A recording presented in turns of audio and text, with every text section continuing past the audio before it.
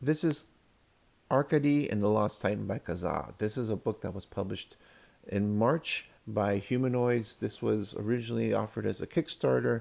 The Kickstarter was successful, and then it was published for bookstores, comic book stores, what have you. It was widely available.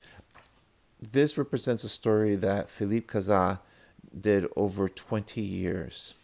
And it's a really lovely book. It's over 500 pages, like 528 pages, thick, solid. It's got this funky, cool kind of foil coloring. Just very nice printing. And when I saw this book, something about this book intrigued me. It's kind of expensive.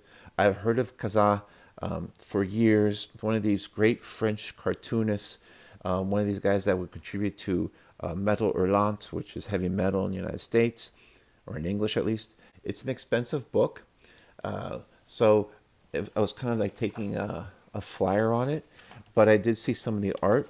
And the story is this wide-ranging, long epic, sort of like the Odyssey by Homer or the Iliad, where it starts 10,000 years into the future. I'm not going to get too much in the story because it's so long and involved, but basically, it starts 10,000 years from the time that there was some event that happened where the Earth stopped spinning on its axis. And so, like Mercury and the Moon, it has one side that faces the sun and one side that faces that's the total darkness. And in between that twilight, you have what's left of society. So the art here is really amazingly consistent for 20 years because this reminds me a bit of like John Buscema's Conan from in the 70s and 80s. The clothes look great in the daytime. This is at dusk. This is nighttime. Just some really flat out amazing work. As you can see, has that European type of vibe. And I don't know if the natural comparison of this book is to The Inkle by Jodorowsky and Mobius, but I will say if you're going to compare the books, The Inkle has that amazing Mobius art that is worth the price of admission because the writing and the story is really convoluted and the writing is mediocre at best. This is actually has a coherent plot, storyline, evolution of characters. Uh, this is beautiful art, and I think that is better written in a more traditional story than The Inkle. The Inkle is just so out there that you can interpret it a bunch of different ways, and I don't even think Jodorowsky meant it that way. I just think he kind of leaned into the fact that it was so obscure that you couldn't. And this is beautiful, and I love the printing on this because this is supposed to be a night scene. There's all these different shades of dark colors, but it comes out really clear, especially in person. Just really lovely printed book. So at the end, my thought was, well, did I think I got my money's worth? And I do think I get my money's worth. I like this a lot.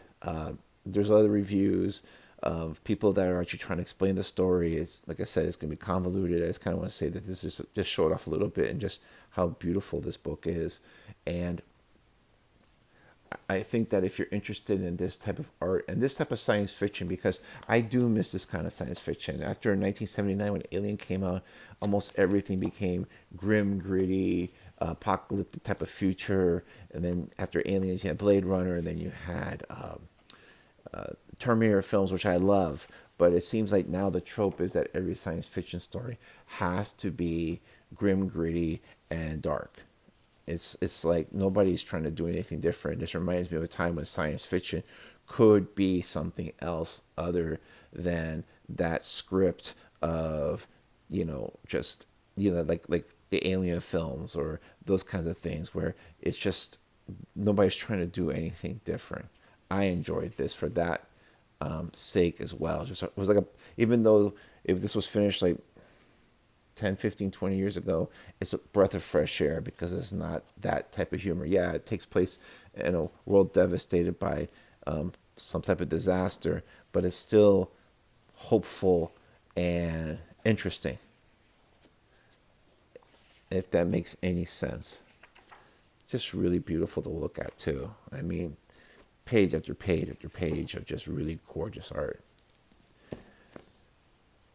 So that's it. I really enjoy this a lot, and I don't like to reread books because I have so many books that I don't want to spend time rereading one when I have more of them to read. But I think in the future I definitely will reread this. Thanks.